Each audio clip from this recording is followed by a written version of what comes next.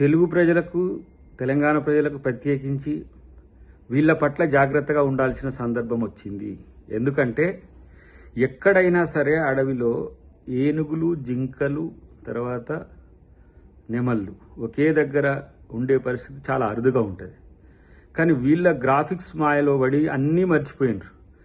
ఏది RRRలో గాక ఏ విధంగా రాజమౌళి చేసిండో ఆ ట్రిక్స్ అన్నీ కూడా బీఆర్ఎస్, బీజేపీ, సోషల్ మీడియా చాలా సమర్థవంతంగా వాళ్ళ యొక్క టీమ్స్తో పనిచేస్తున్నది. కానీ ప్రకృతి ప్రేమికులైన, ప్రజాస్వామికవాదులైన, సమాజమైన ఆలోచించాల్సింది ఏంటంటే అక్కడ ఉన్న పరిస్థితులు ఏంటి, వీళ్ళు క్రియేట్ చేస్తున్నవి ఏంటి అనే విషయాన్ని తెలుసుకుంటే మంచిది. ఎందుకంటే ఇట్లా రేపటి రోజున ఏ విధమైన అంశాలకైనా దిగజారడానికి బీజేపీ, బీఆర్ఎస్ ఎలాంటి బేసిజాలకు ఉండదు.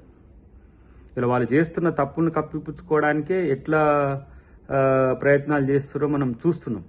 కానీ ఇలా తెలంగాణ ప్రభుత్వం, ముఖ్యమంత్రి గారు రేవంత్ రెడ్డి గారు ప్రజలకు సంబంధించి ఎలాంటి, విద్యార్థులకు సంబంధించి ఎలాంటి నెగిటివ్ రోల్ తీసుకోడు. రెండవది, ఇలా సుప్రీంకోర్టు కానీ, హైకోర్టు కానీ, చట్టాలకు కానీ, న్యాయాలకు లోబడి కాంగ్రెస్ ప్రభుత్వం పనిచేస్తుంది. గతంలో రాజశేఖర రెడ్డి గారైనా, రోషయ్య గారైనా, కిరణ్ కుమార్ రెడ్డి గారు కాంగ్రెస్ ముఖ్యమంత్రిగా ఉన్నప్పుడైనా చట్టాలను, న్యాయాలను, కోర్టులను గౌరవించిన మాట తెలుసుకుంటే మంచిదని చెప్పి నేను వాళ్ళకి హితవు చెప్తున్నాను.